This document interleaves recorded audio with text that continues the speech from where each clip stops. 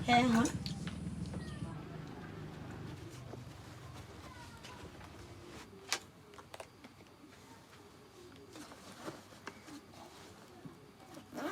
Kadang ni kayak beroi ni.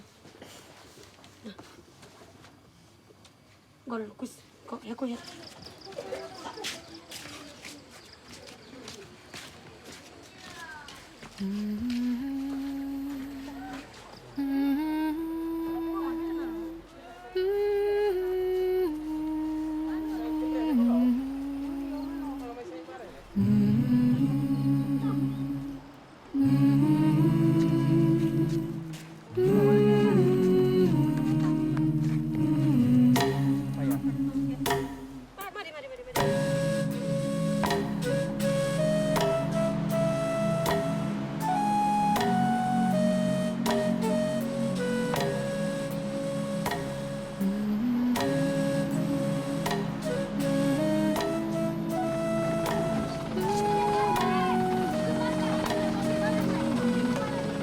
Umur 7 tahun, pergi asrama. Kadang-kadang banyak, banyak juga sekolah, tapi yang paksa sebab supaya lebih baik belajar mentul walaupun rasa riak. Suruh baik dua baik juga masuk sekolah le skin walaupun risau.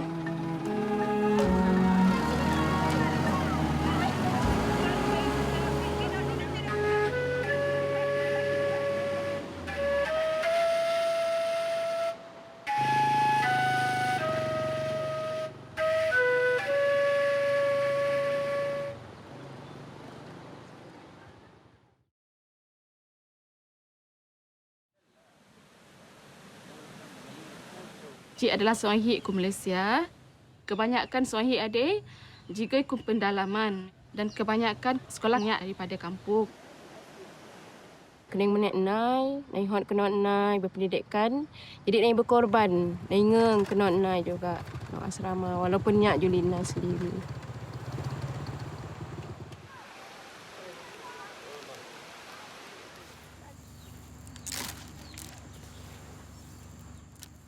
Aju in wala pendidikan ma ame in ma apa in wala pendidikan in pun kurang pani sekolah. Kadang-kadang ji senoi deh mai senang mai tipu, senang mai lelut ha ji paji pani wala pendidikan. Kedai yang bersuara.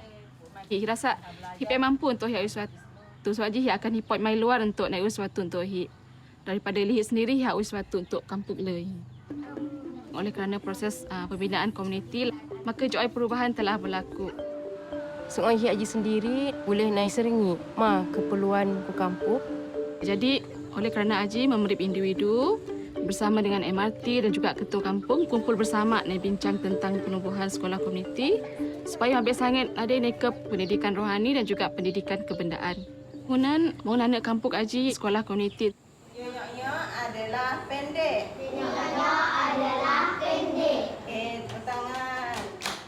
Saya ili manah entem, debeh kelas saya sekolah komuniti. Nai hunan lah nai jadi guru sekolah komuniti. Sekolah komuniti ada untuk generasi mabek li paling sangat 6 tahun. Tapi pada masa akan datang, harapan ji mabek umur ilai 8 tahun hingga 10 tahun dapat naik belajar ke katih sekolah komuniti ada.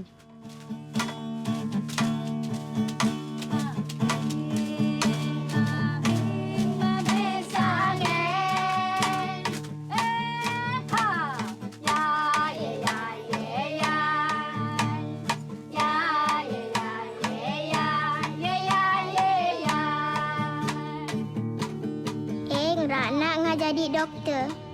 Eng ha jadi mereka baju semua hit. Eng ha berkhidmat ajar membek saya.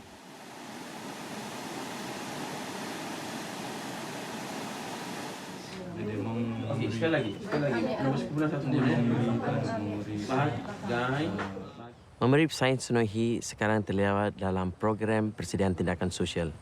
Mama boleh tulis nota, mama boleh tulis dalam putih buku, dia boleh tulis. Dalam PSA, mai sains meningkatkan kapasiti mai untuk mai merubah diri mai dan untuk mengubah komuniti mai. Mai belajar hari ini tentang pendidikan. Mai jumpa rumai apa ambil dan mai apa ni lebih lanjut lagi. Harokat dari zaman entem sampai sekarang pendidikan lebih berubah komuniti nak jadi. Sebelum ada jarang sekali hineng mai nyem-nyam ada, mai cip-cip, mai berbincang bersama dengan mai ranak. Program PSA Kiop mabe nana peluang untuk mai berat secara terbuka, mai berbincang bersama untuk mendapat mana pemahaman yang sama je.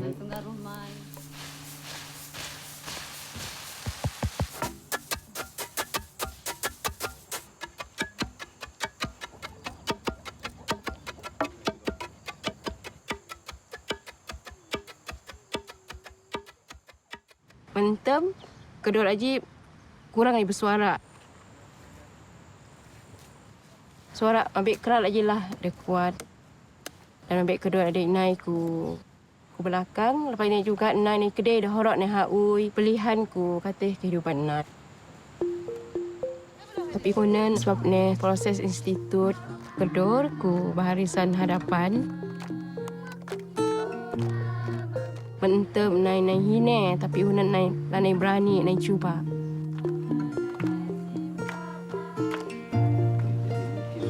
Dan hine juga hunan suara kedor juga lagi lah sama. Bukan setakat gigi je dah.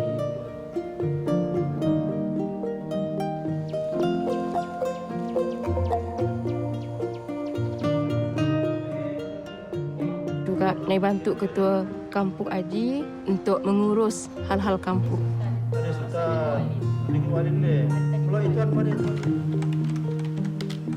Dari segi hal-hal pentadbiran, naik bantu dari segi surat menyurat. Dan orang ni hakui kerja Haji secara sistematik. Daripada Haji juga, ketua kampung Haji dapat kisah ringgit secara seluruh.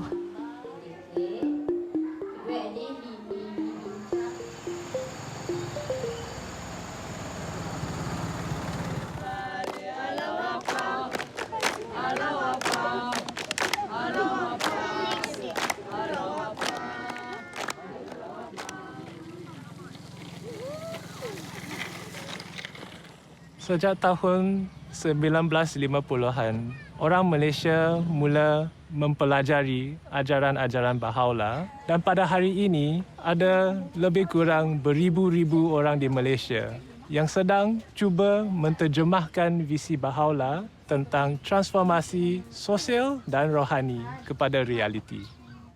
Dan perubahan yang kita melihat ini ia dimulakan oleh penduduk tempatan mereka tersendiri.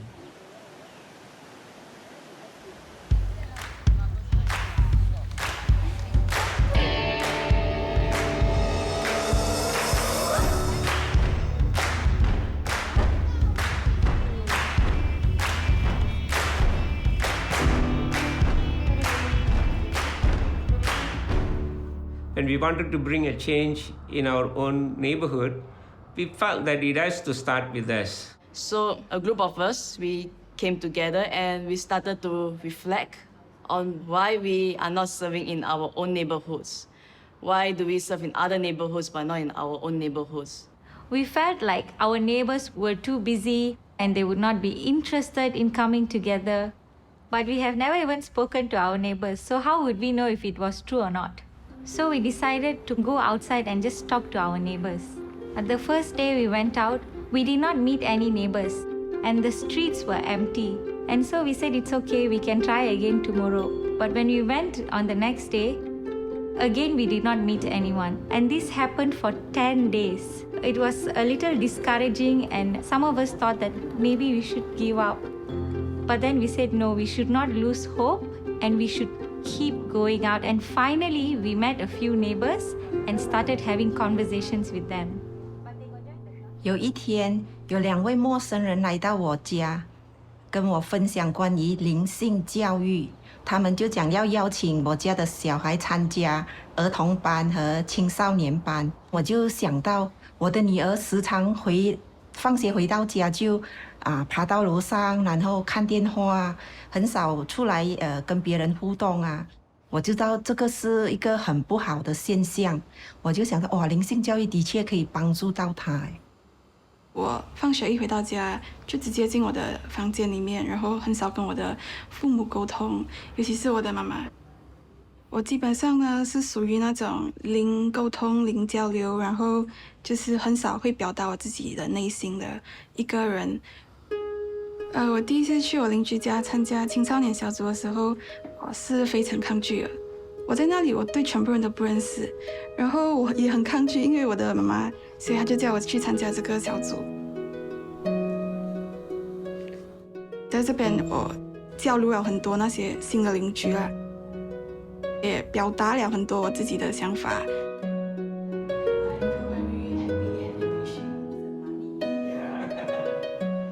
自从我和家人参加了社区建设活动之后，我们学会了磋商。我看到了孩子们比较善于表达他们的意见，也比较乐意跟我们分享他们的内心世界，这让我们拉近了彼此的感情。我比较多跟我的妈妈还有我的家人一起交流沟通，我们的家里的那个团结精神更提高了一层。还有这些快乐的这些故事，然后最后就是这样子。OK， 那我们就给他们讲带快乐给小朋友。对。我现在也有帮忙以及协助我妈妈的儿童班。我们教的这一班，有些孩子呢是有学习困难的。我们除了教导儿童班课程，我们也教他们学习和阅读。所以每当他们会阅读的时候，以及有一些进步的时候，我是真的很开心以及很激动。然后至少我在帮忙我妈妈的儿童班，而不是躺在我的家里看电话。Hold on tight and you won't have any.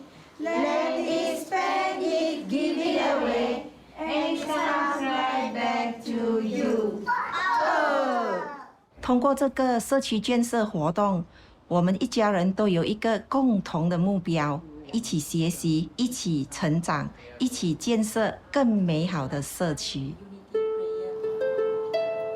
现在我和我的邻居去邀请其他的邻居参与这个社区建设活动，因为我认为每个人都应该有一个机会认识并参与这个活动。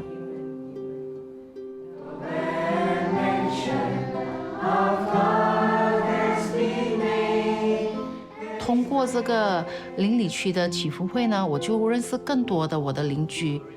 我们聊这个市区所需要的东西，就是说我们要如何能够创造一个更好的市区。参加了邻里区祈福会过后，我和我的先生，我们都发现到我们自己也能够举办在我们的家一个祈福会。上帝啊，指引我，保护我。之前呢，我们的家庭呢没有一起祈祷的，可是我的舅舅啊，我的阿姨，他们是信仰巴哈伊的，所以已经有很多年了。他们会邀请我过去他们的家，然后我们吃了饭过后，我们就一起祈祷。但我没有想过我自己也会有一天主动祈祷。那现在我发现到，因为我们有这个祈祷的习惯，每一天我们一家人一起祈祷，变得我们的家庭变得更加融合，更加平静。觉得好像有一点黏这样子哎，平常怎么是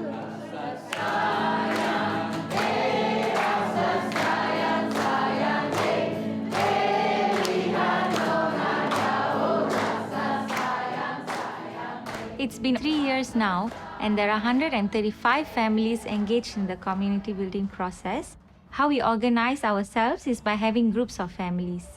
So each group of families, they pray together, plan service projects together, and they even have outings together.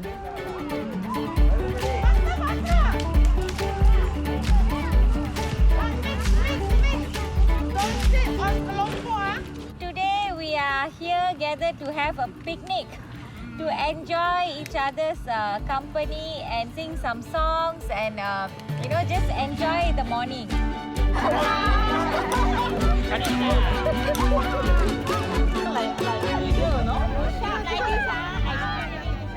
Sebagai ahli majlis, saya berasa bangga dapat bekerjasama dengan Bahá'í Community. Saya mendapati Bahá'í Community yang menyediakan platform kepada penduduk setempat untuk berkumpul, mengeratkan hubungan dan mewujudkan semangat kejiranan.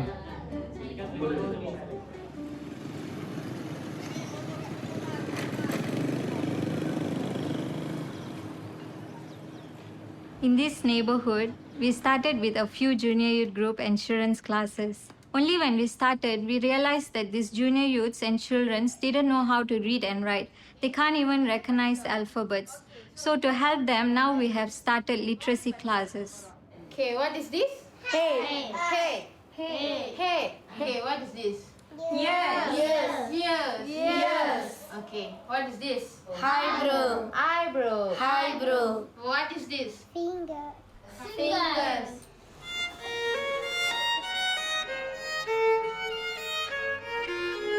The service project the junior youths decided to do was to pray with their families every day.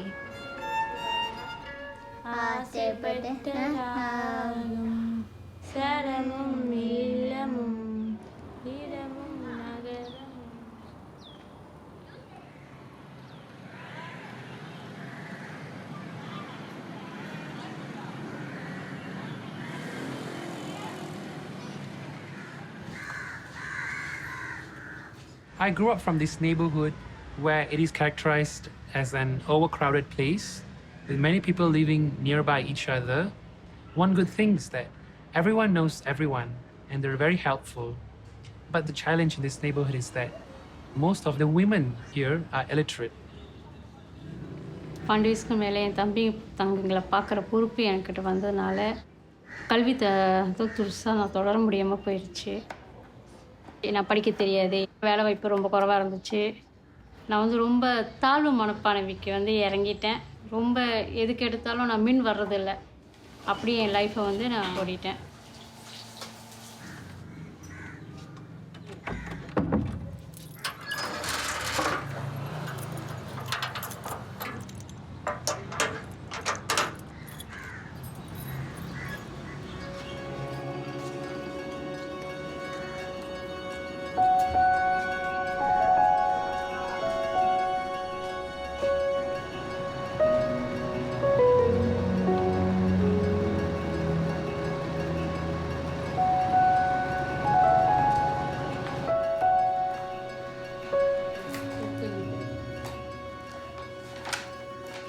ஒரு அம்மாவாக இருந்து என் பிள்ளைக்கு வீட்டு பாடம் சொல்லிக் கொடுக்க முடியல. என் குழந்தை என்கிட்ட நிறைய கேள்வி கேட்குறப்ப என்னால் எனக்கு பதில் சொல்ல தெரியல. ரொம்ப கஷ்டப்பட்டேன். அது நான் மற்றவங்ககிட்ட கேட்குறதுக்கும் வெக்கப்பட்டுக்கிட்டு கேட்கவும் இல்லாமல் என் பிள்ளையை நான் எப்படி வளர்க்க போகிறேன்ற ஒரு எதிர்பார்ப்பு எனக்கு ரொம்ப அதிகமாக இருந்துச்சு. என்னோடய பக்கத்து வீட்டுக்காரங்க என்னை இந்த ரோகி புக் படிக்க சொல்லி என்னை கூப்பிட்டாங்க. எனக்கு படிக்க தெரியாத ஒரு விஷயத்தினால நான் எனக்கு தெரியாது, எனக்கு வேணான்னு அவங்ககிட்ட சொல்லிட்டேன். அவங்க திருப்பி படிக்க தெரியலனா பரவாயில்ல, நீங்கள் பாருங்கள். இந்த ரூகி புக்குனால எழுத படிக்க நான் கற்றுக்கிட்டேன். எனக்கு நான் சோர்ந்து போகிறப்பெல்லாம் என்னை தட்டி எழுப்புகிற ஒரு அப்துல் பஹா ரைட்டிங்ஸ் தான் எனக்கு நினப்பு வரும். எதுக்காக நீ படிக்கப்பட்டாயோ அந்த நிலைக்கு நீ உயிர்வாய்க. எனக்கு அந்த துணிச்சல் வந்துச்சு. நான் துணிஞ்சு பேச ஆரம்பித்தேன்.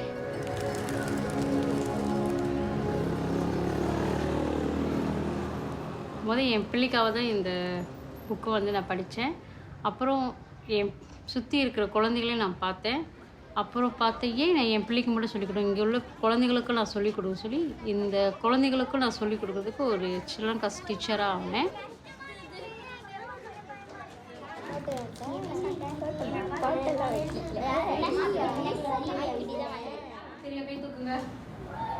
நீங்க சொல்லுங்க.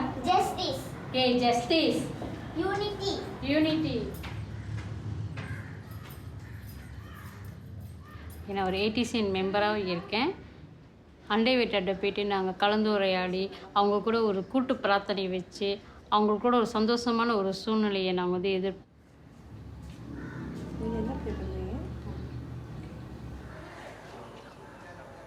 Many of the juniors in this neighborhood are engaged playing video games, social media for the whole day. Their vision for their future is very cloudy. But when they come to this junior youth program, they started to have a vision for their life in the future. They also start to think about what are the needs of the community and how they can serve them. இன்னைக்கு காலையில் நாங்களாம் வந்து service project செய்ய வந்திருக்கோம். இப்போ வந்து இந்த line இல்லாத போது இந்த மோட்டார் சைக்கிள்லாம் வந்து சாதாரணத்துக்கு அப்படியே பார்க்கிங் பண்ணிட்டு போயிடுறாங்க. மோட்டர்லாம் வந்து தனக்கு மேலே தன்னை அப்படியே சாஞ்சிட்டு விழுவுது. அதனால வந்து இந்த சில்ட்ரன்ஸுக்கெல்லாம் வந்து கொஞ்சம் ஆபத்து. அதனால தான் வந்து நாங்கள் வந்து இந்த பார்க்கிங் லாட் சார்ட் அடிக்கிறோம்.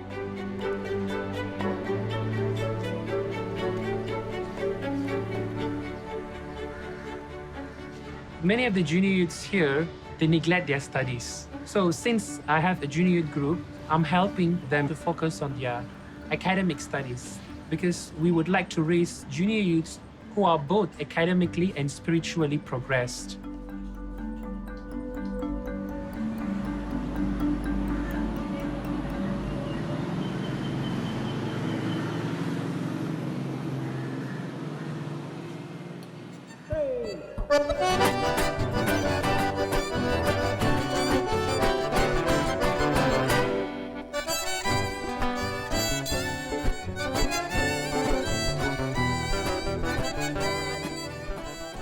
O nosso agrupamento fica localizado na região sul do Brasil. E culturalmente as pessoas são muito amigáveis, muito animadas, muito calorosa. Mas hoje a gente vê que já não existe muito essa confiança entre as pessoas. E, infelizmente, isso se dá por fatores sociais negativos, como a violência, o abuso de drogas, a criminalidade e a pobreza. Oi, tudo bem? Eu vou querer 2 pães aqui.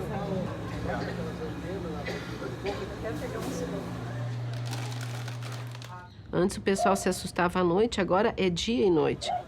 Os mercados têm grades nas portas justamente para se proteger. As famílias estão assustadas com o grau de violência que está ocorrendo, preferem se fechar nas suas casas e a insegurança começa realmente a gerar o isolamento. Vai a volta da pronta, parou por aí. Tá, e daqui tudo que me Alguns anos atrás, um grupo de amigos começou a se reunir todos os dias aqui na vizinhança. A gente orava, a gente consultava, a gente planejava e então saía para visitar as famílias, conhecer os moradores da nossa vizinhança, quem são os nossos vizinhos.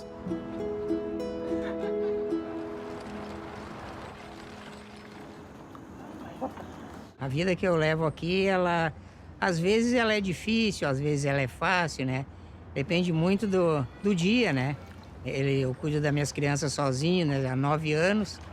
E às vezes vêm os amigos aqui também, ajudam, né? Aí eu reúno todas as minhas crianças e a gente ora todo mundo junto. E isso se torna um pouco mais tranquilo, né? Mas ele é mais alto que eu. Pode levar. Conforme a gente foi visitando as casas e conhecendo mais gente, descobri que todo mundo quer o bem, assim, pro nosso bairro. A gente percebeu que as visitas aos lares, elas são a base para a construção de comunidade. O nosso conceito de visita aos lares também começou a mudar, né, a se transformar. Porque antes a gente tinha muito essa ideia que a visita aos lares era uma coisa muito formal. A gente até pensava em qual tópico ia conversar, a gente tinha marcar com a pessoa que ia receber. Mas na realidade, a visita aos lares ela é uma coisa muito mais natural. A gente visita esses vizinhos com uma grande frequência. A gente acaba conversando sobre temas que envolvem as suas vidas. Então, as visitas aos lares, ela criou esse espírito de unidade e de amizade entre os amigos aqui da localidade. Todos foram convidados a fazer parte desse processo de transformação de comunidade. Eu tenho 14 anos e eu sou professora da aula de crianças.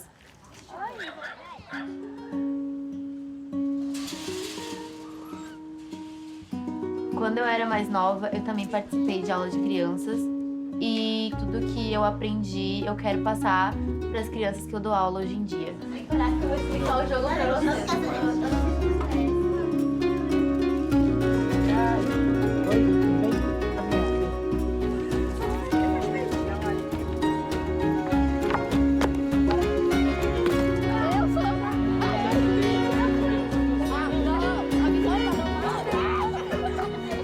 Hoje, no nosso grupo de pré-jovem, a gente decidiu que deveria ter algumas mudanças no nosso bairro. Decidimos que seria melhor colocarmos lixeiras por causa da poluição. E outra coisa que o nosso grupo decidiu foi em colocar luzes na vila, porque quando está de noite não dá para ver nada.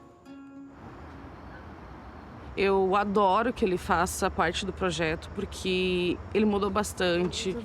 Tá, são os avós. Antes ele não fazia nada em casa. Aí agora ele me ajuda a limpar a casa, ele me ajuda com a louça, ele me ajuda no geral.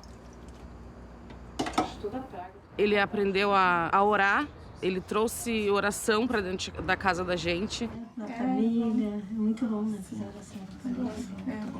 Vamos fazer oração, gente? Atualmente, quase todas as famílias do bairro têm uma reunião devocional na sua casa e isso mudou muito a atmosfera do bairro. Exterior com a luz matinal da tua graça. Antes, o bairro era tão perigoso que a gente não conseguia chamar um táxi aqui, porque eles tinham medo de vir aqui. Hoje em dia, nosso bairro é muito mais seguro, que ninguém mais tem medo de vir aqui.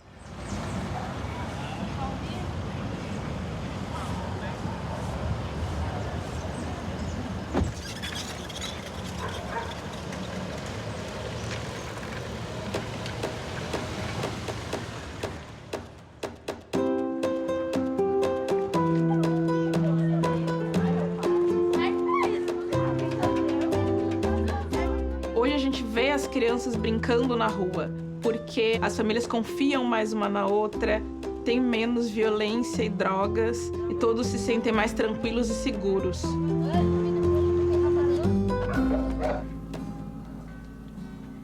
Descansando, certo?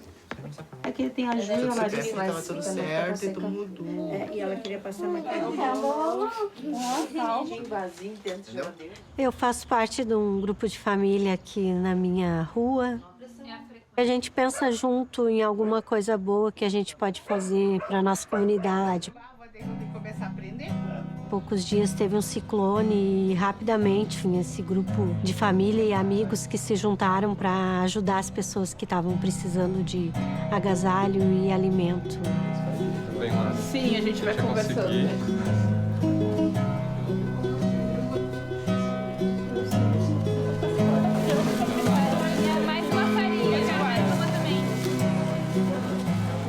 Estamos começando a ter vislumbres, né, desse poder que é liberado da construção de comunidade. A gente consegue ver que a própria comunidade se torna protagonista e, com o poder da unidade, consegue realmente transformar uma sociedade.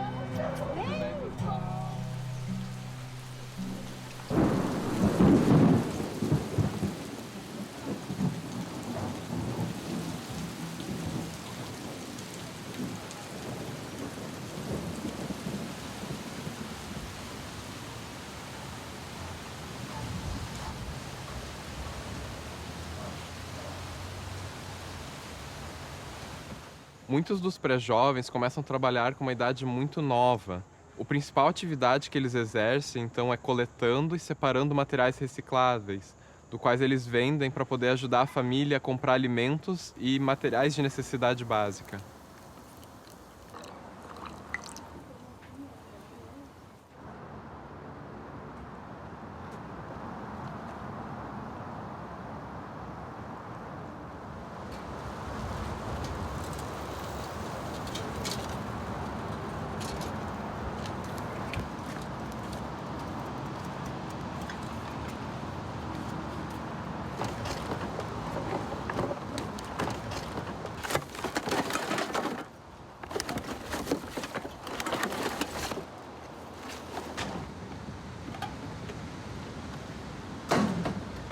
Eu tinha meus 6 anos, juntei material, reciclagem, ajudei minha mãe a botar dinheiro para dentro de casa e comida.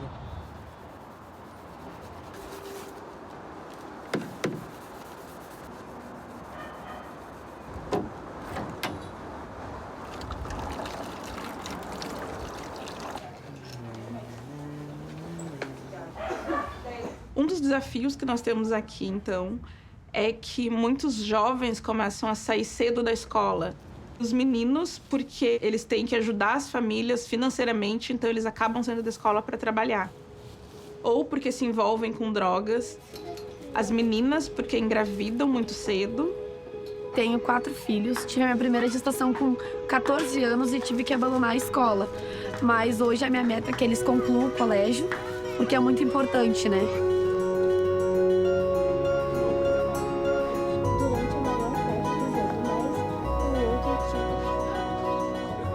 Quando eles começaram a participar do programa de pré-jovens, eles começaram a ter uma consciência maior da importância do ensino, de melhorar o mundo ou sobre o próprio futuro.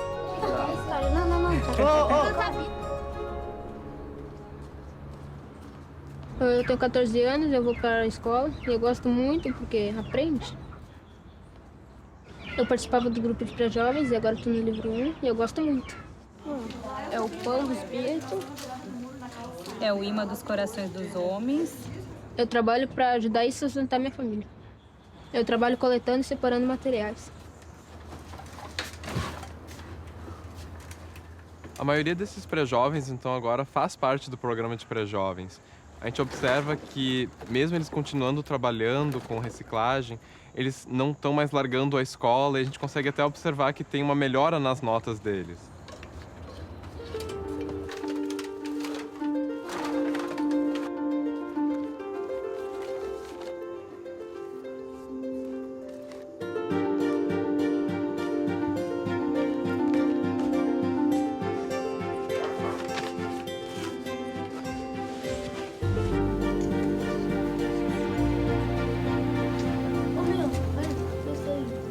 A gente vê animadores que ajudam os seus pré-jovens com os deveres de casa e algumas matérias que eles estão tendo dificuldades.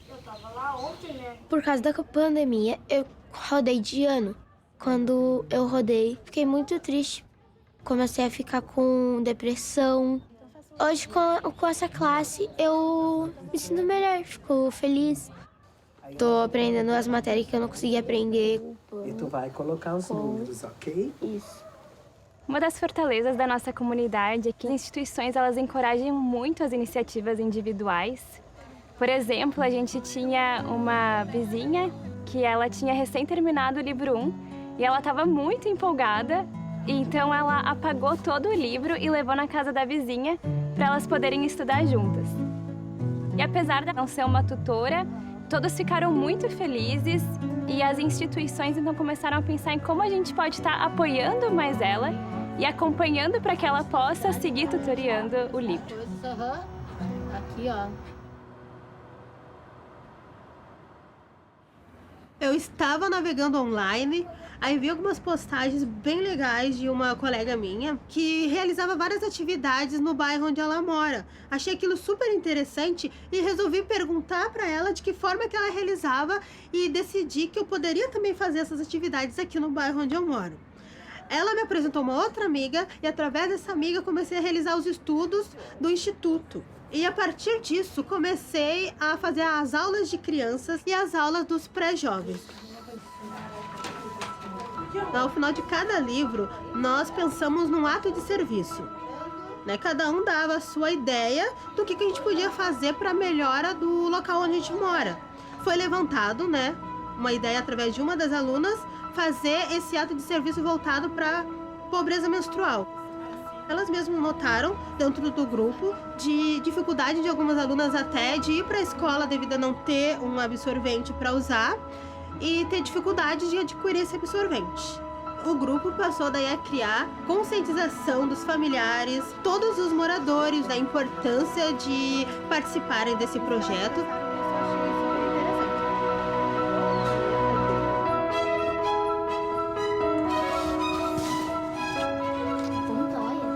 Criaram uma caixinha para coleta desses absorventes. Todos os moradores, os pais, familiares ajudaram a arrecadar, pegaram a caixa e levaram até a escola e onde ficou lá para todas as alunas utilizarem. E hoje em dia uma aluna continua à frente desse projeto e assim nenhuma da aluna mais passou a faltar aula, por esse motivo.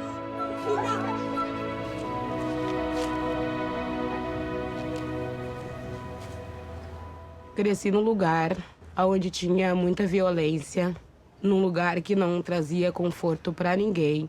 Daí eu fiquei grávida, tive que parar de estudar, eu me sentia sozinha. O que foi? Tá com tosse?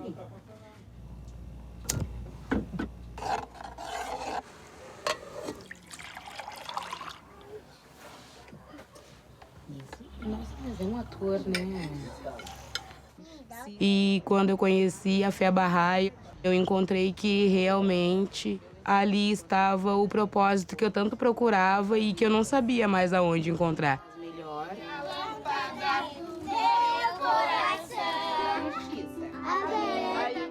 Eu sou uma professora agora. Agora vemos realmente a transformação com as aulinhas. Eu vejo as crianças querendo aprender, querendo descobrir novas coisas, coisas boas. Vejo no futuro eu também aqui ainda dando minha aulinha, Deus queira, com a minha casa um pouco, né, mais arrumadinha.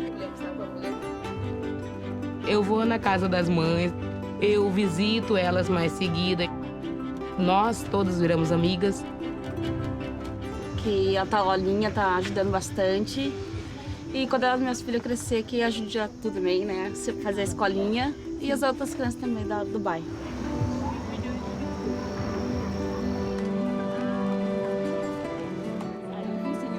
E aí o vizinho ouviu. Eu e as outras mães nos reunimos com frequência. Falamos sobre os filhos, falamos sobre oração, falamos sobre nossas vidas. A gente está se ajudando bastante, querendo realmente que dessa comunidade surja algo bom mesmo. É a revelação de Bahá'u'lláh que está realmente empoderando todos os amigos a poder fazer uma mudança espiritual, uma mudança social também no seu entorno.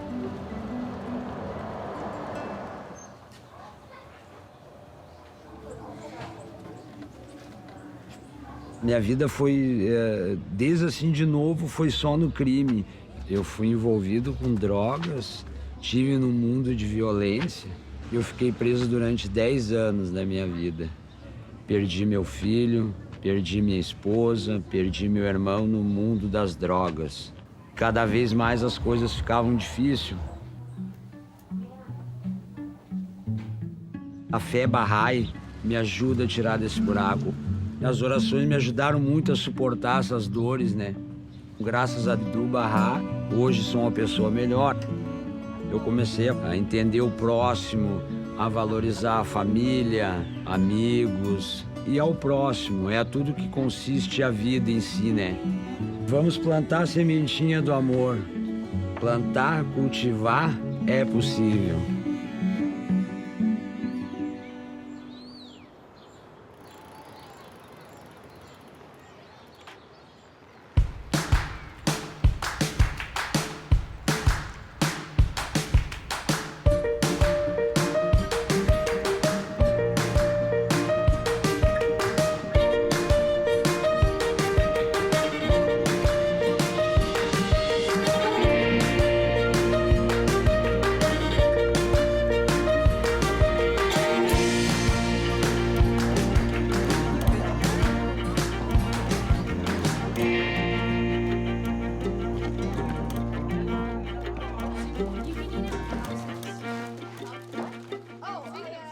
Many people don't have enough money to buy food and are hungry, so we decided to take action and help them out.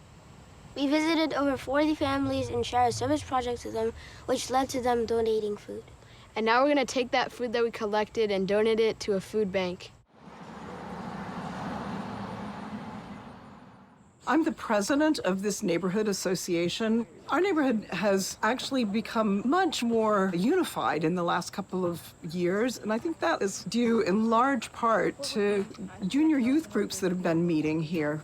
They would come out and play, and they would meet to plan their service projects, and the neighbors started noticing this and really feeling a sense of community that these kids have started creating.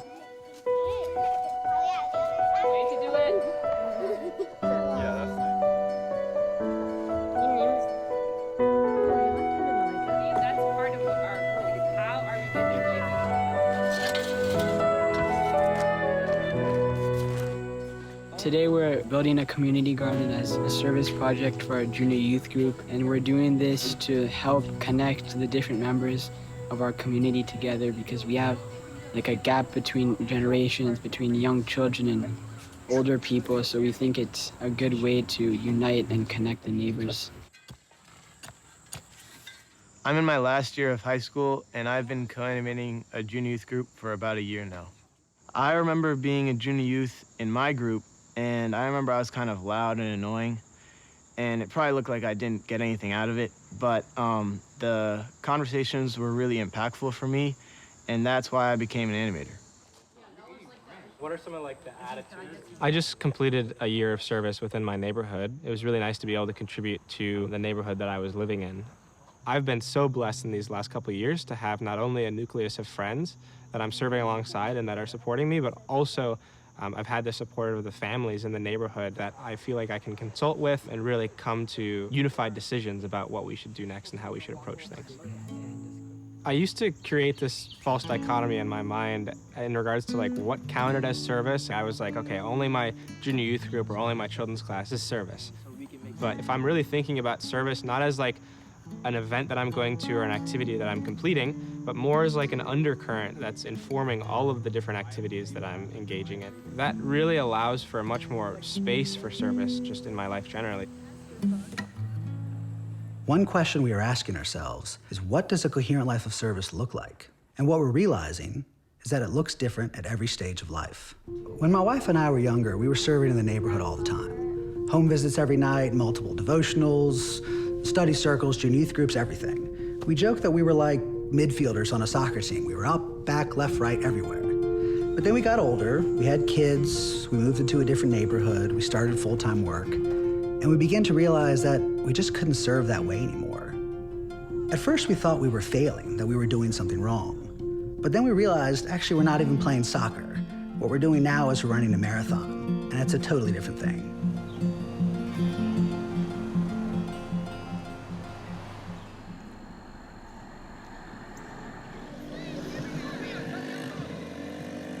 We're a group of friends and neighbors who come together on a regular basis to think about what are the needs of our community, how we can work together, how are we thinking about the well-being of everyone in the community.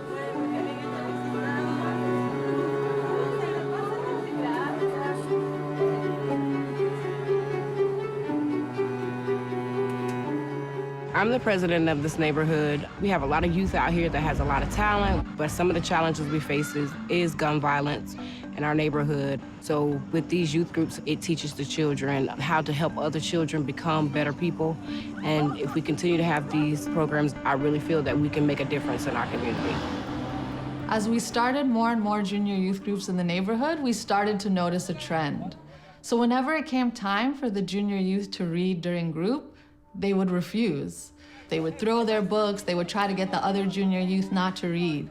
And at first we thought these were behavioral challenges, and so we would try to address them as such.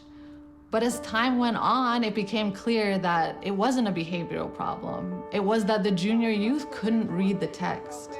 As we looked into it more, it became clear this was a challenge across the neighborhood. Junior youth in this neighborhood could not read at age level. So we started an organization that could provide one-on-one academic tutoring to strengthen the literacy levels of the junior youth in this neighborhood. Now in the junior youth group, they're more eager to read. They're more focused, and they even are helping each other when they struggle to read.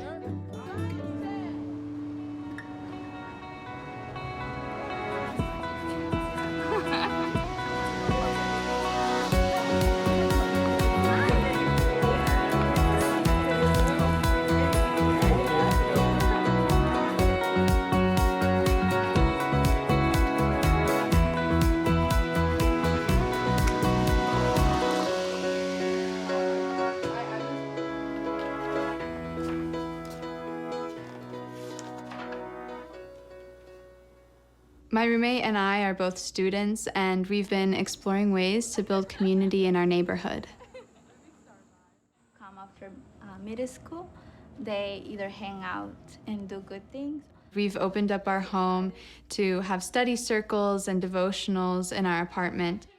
Trying to invite youth to join the community building process by explaining it as merely a set of activities has proven challenging. Often they're not interested or they find it difficult to find time in their life. But when we share the purpose behind these activities, the greater vision of Baha'u'llah, of the transformation of the individual and society, youth are eager to contribute. When I learned about the vision that Baha'u'llah had for the oneness of humanity, it really spoke to me. When I was younger, I went to a mostly white school, and being one of the few Black children there, I did feel kind of like I was under a microscope. It feels almost as if you're representing your race. And during lunch, I felt a lot of anxiety. I didn't know who to sit with because Black kids were sitting on one side and white kids were sitting on the other. And I wanted to sit with both. One day, a family friend told my mom and I about the Baha'i religion, and she invited us to a devotional gathering. And when I arrived, I was just blown away. I saw so many different people of different religions, ethnicities, just coming together and singing together, talking together, and I just felt like I belonged. I'm serving as an animator in one of the neighborhoods.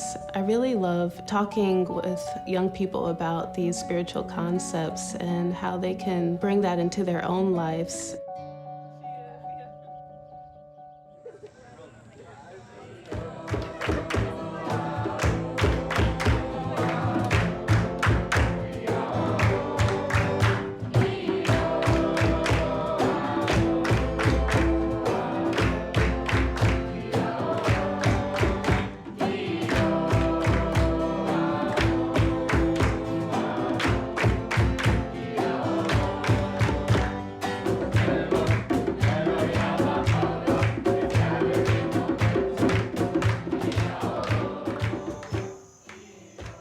You know, in a time that was really polarizing and I was feeling fairly isolated, I was looking for more authentic connection, and I thought maybe some of my neighbors would be too. And so I decided that I would just try to invite my neighbors to become part of a devotional gathering. My neighbor came from across the street and invited me to a devotional that was happening right outside my home. And it was just perfect timing because I was feeling incredibly isolated and looking to find meaningful connection. Since then, I've been going to the devotional for the past 2 years, and it has just been a tremendous source of support and just a fantastic community to become a part of. So powerful is the light of unity that it can. We have several activities in our neighborhood. We've begun children's classes, study circles, additional devotional gatherings. These spaces help bring people together. It brings the joy that we're looking for in a community. One of the things that I'm really grateful for is that I have a friend in the neighborhood who, from the beginning when we first started our devotional gathering, has been there alongside me. We are consulting and talking about how these activities are going, how we can support each other, and it really helps to have another person to do this with.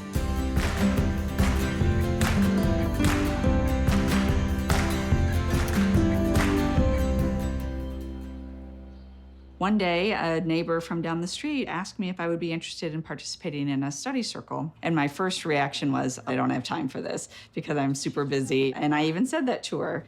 But then after a bit, I thought about it and I thought, I really did like the idea of talking with other people about deeper issues that you don't get the opportunity to talk to about and having some dedicated time to do that. So I decided to join the study circle, and we would talk about the various quotations. There were a couple that really spoke to me. So the one about when you have a thought of war, to oppose that with a stronger thought of peace. When you have a thought of hatred, oppose that with a stronger thought of love.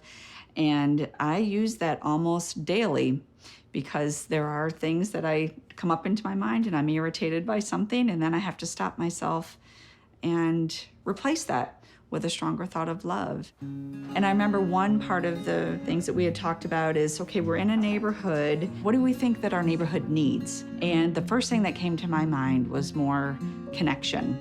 which is kind of funny because I go about my own business all the time, but it just feels powerful to be a part of a neighborhood and not just someone living in a house next to other people.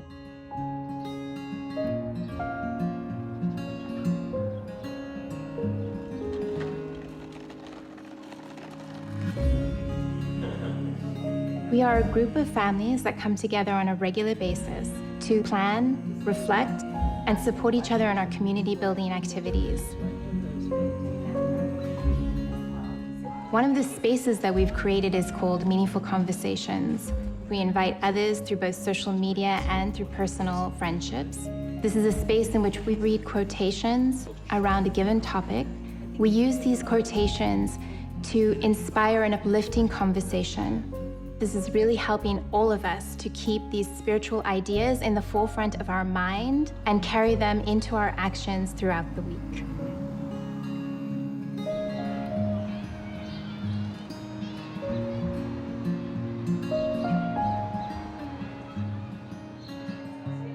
I believe that the Institute process brings people back to their basic identities of who they are and why they're here. As an African-American male, in this society, my identity has been defined for me. I'm seen as angry, violent, untrustworthy, ignorant, and a threat. Growing up under these circumstances, it was very hard for me to understand who I truly am and why I'm here. And that challenge has really broken most of us. But studying the writings and understanding that actually I'm created noble and spiritual, then that relieves all of those burdens. And then I see myself as a spiritual, noble human being. And not only that, I also see others in that same light. You're then able to become that protagonist and really help others as a part of your purpose. And I think that this helps bring us closer to Baha'u'llah's vision of the oneness of humanity.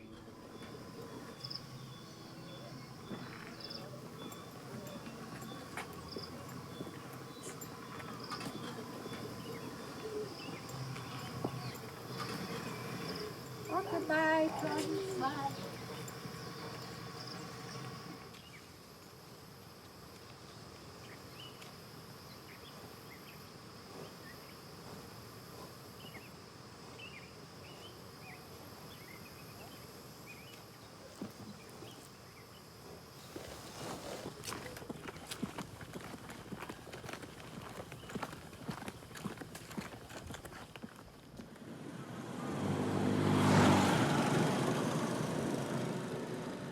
Nilipokuwa mtoto, hamu yangu ilikuwa ni kuwa mwalimu.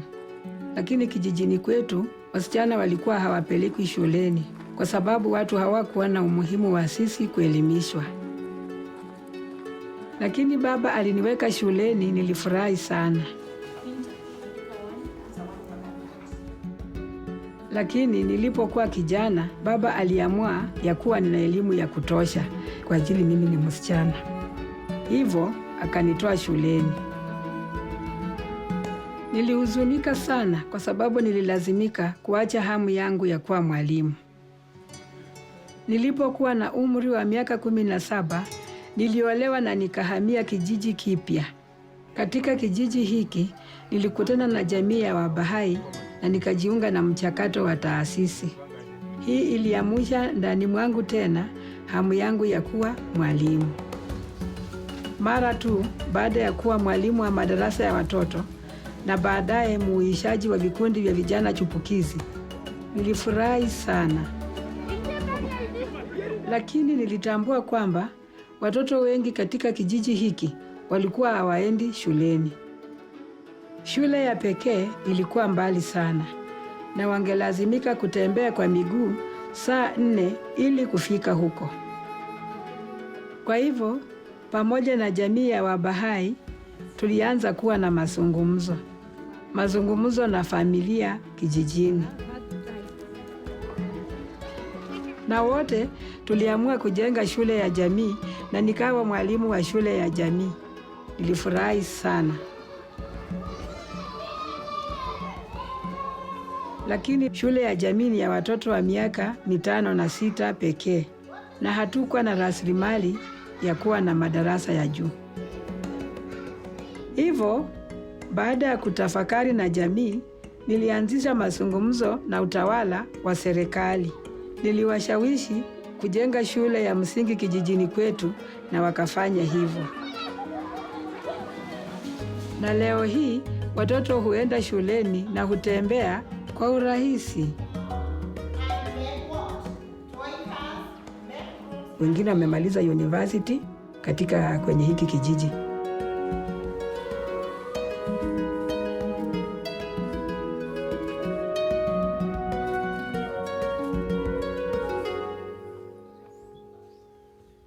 The Baha'i community here has been learning how to translate Baha'u'llah's vision of a spiritually and materially prosperous society into action. Through the Training Institute, we began to learn about the role of education in this endeavor. Wakati wa kuelekea shuleni, muende salama, ingia mbio, salimia walimu. Haya, tuonane. Bye.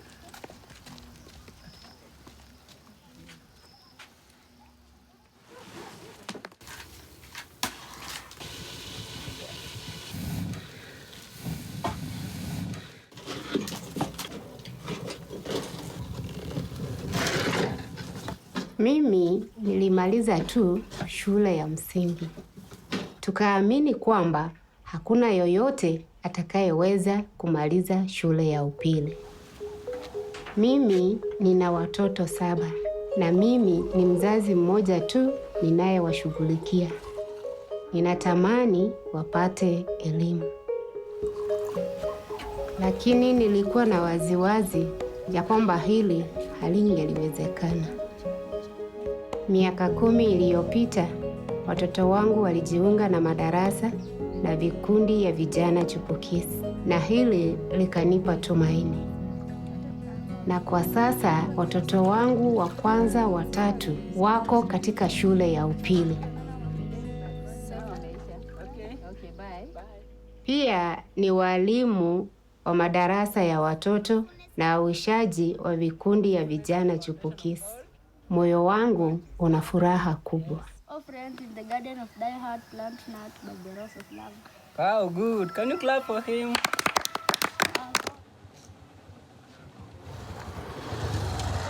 Mimi ni chifu wa eneo hili na nimekuwa nikishirikiana vizuri sana na Baha'i for the last 15 years.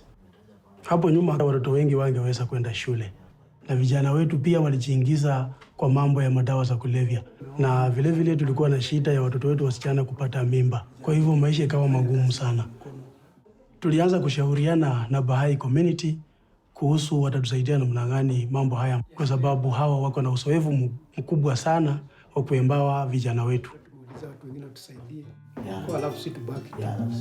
Chief pamoja na wazee wa kijiji mara kwa mara hushauriana na baraza la kiroho la kijiji na kutafuta mwongozo kwa masuala yanayohusu maslahi ya jumuiya. When we raise our consciousness to begin to think about the transformation of the entire village, we began to think of how to involve everyone. And as a result of that, we began to move together as a whole.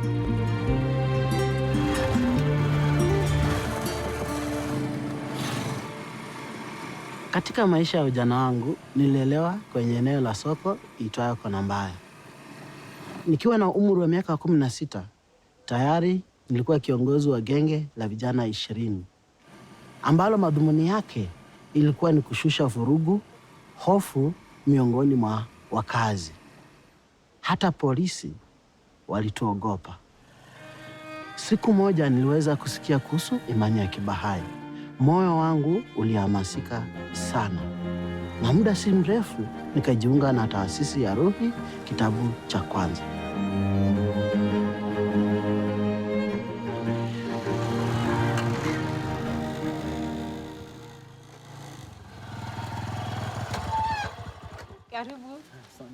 Leo hii mimi ni mrahisishaji wa ukuaji wa cluster na nawatembelea watu kijijini, kuwatia moyo na kuwasaidia kwenye juhudi zao za uandaaji wa mikutano ya ibada na ziara za majumbani.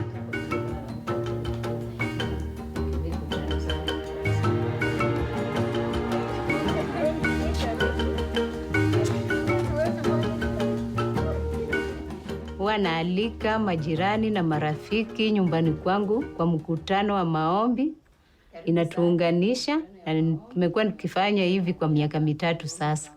Hapa awali sikudhania naweza kuwa na mkutano wa ibada nyumbani kwangu, kwa sababu huwa tunafanya mikutano kanisani.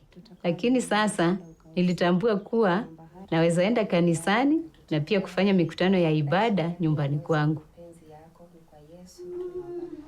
Holding devotional gatherings in our homes and inviting our neighbors was not part of our culture. It was when we went through Book 1, reflecting on the life of the Spirit, that we began to appreciate the power of prayer. What is prayer? Why do we pray? And immediately we began sharing our insight with others during our home visit in the village.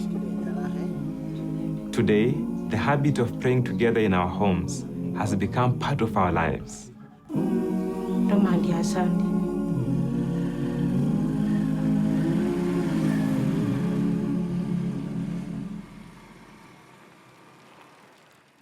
Traditionally in the past, men who are lazy, you'll often find them sitting under a tree, waiting for their wives to feed them, clean for them, take care of children, and work on the land. Men thought that women were weak creatures, but women did everything.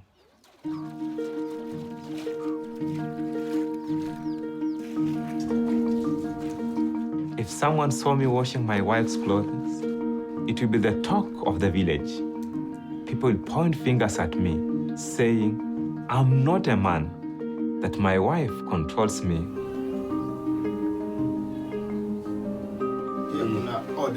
Because of the community building process, the consciousness about the equality of women and men has been raised. Many men are changing.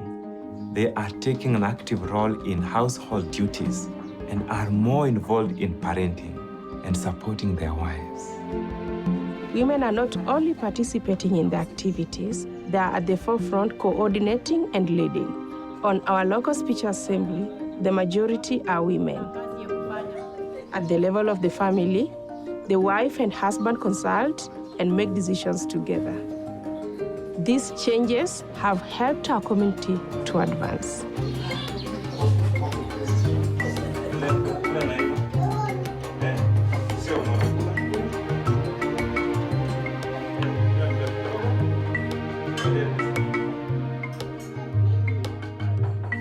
The community building process created for us a foundation for social action efforts to advance.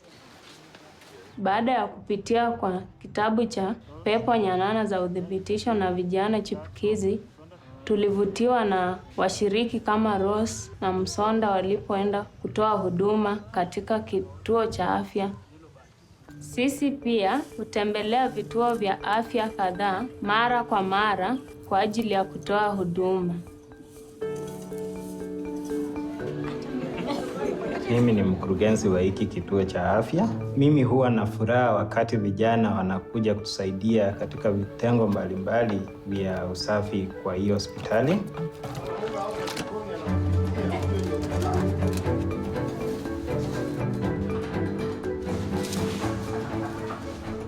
Na wanapomaliza huwa tunawapa mafunzo ya kiafya. Hao vijana huwa kama mabalozi wetu juu ya mambo ya afya huku kijijini. Ama ugonjwa wote ile.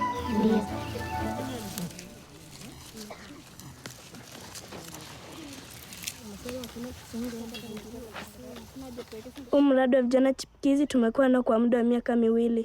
Tunapanda aina mbalimbali ya mboga ili tuwe na lishe bora.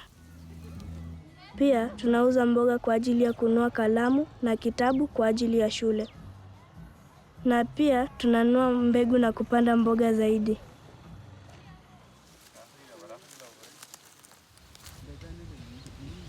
Ya hii jamii yetu imekuwa ikipanda tu mahindi peke yake. PSA imefanya tumejua kwamba tunaweza kupanda vitu vingine kama vile mboga na matunda. Pale awali familia yangu ilikuwa inatumia pesa mingi sana kwenda sokoni na kununua mboga na matunda. Lakini kutoka nitimu katika masomo ya PSA, niliweza kupanda vitu tofauti nyumbani. Nimepanda mboga aina tofauti, nimepanda na matunda. Sasa hizi familia tuhitaji kwenda sokoni kununua vitu. Sasa hizi wanahifadhi pesa na hizo pesa zinasaidia kufunza wale wadogo wangu. Sasa hizi familia yangu iko na furaha, mambo yote yanaendelea jinsi ambavyo yanafaa kuwa.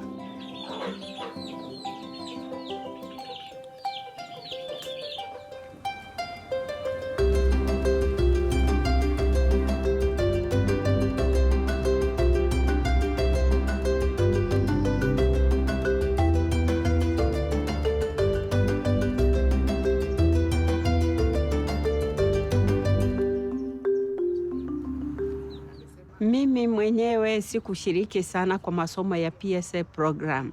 Lakini sababu ya mapenzi ambayo tuko nayo kama community, mimi bado tumeyapata hayo masomo ya PSA program kama ukulima, kupitia kwa marafiki na majirani.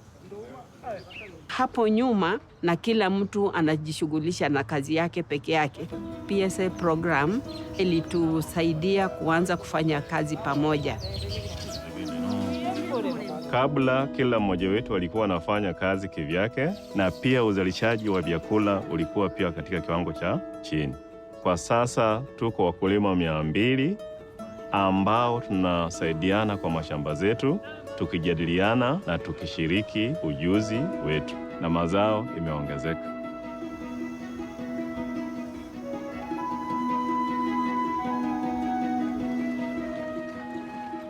Worship and service have become the center of our lives, and we are so honored that the first local house of worship in Africa is here in Matunda soil. Kila mtu yoyote, kabila yoyote, kanisa lolote, kwenda nyumba ya ibada kwa ajili ya maombi. Tuseme ni ya community. Now with the house of worship, many families go and say prayers together very early in the morning before they go to their daily activities.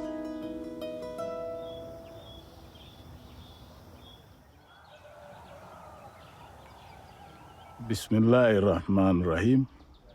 Mimi ni Sheikh kutoka msikiti wetu wa Matunda, na nimefurahia ninapoingia katika jengo letu la ibada. Nikiwa ndani, nashukuru Mwenyezi Mungu, napata utulivu kama ule utulivu ambao huwa niko msikitini. Imelete mabadiliko makubwa katika mjitamai wetu. Assalamu alaikum warahmatullahi wabarakatuh.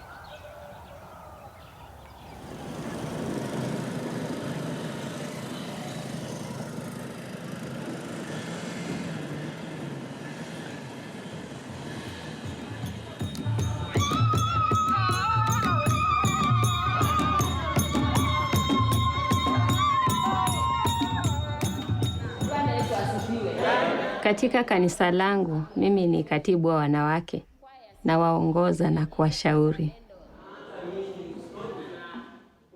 Najihisi kuwa karibu sana na jamii ya Wabahai. Mimi huja kila siku kwenye nyumba ya ibada ili kusema sala zangu.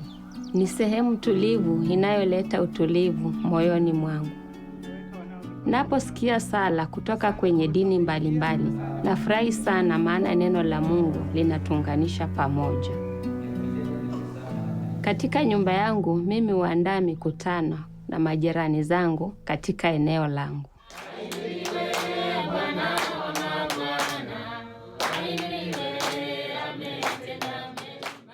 Sisi ni kikundi cha familia 15, hukutana kila wiki.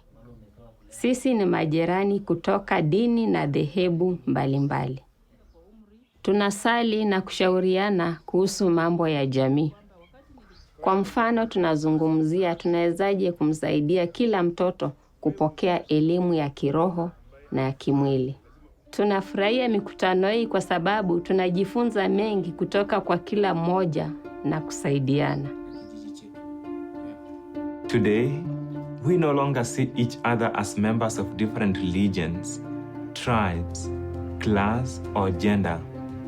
Because of the revelation of Baha'u'llah, we see each other as members of one community, recognizing that together we are the protagonists in creating a spiritually and materially prosperous society.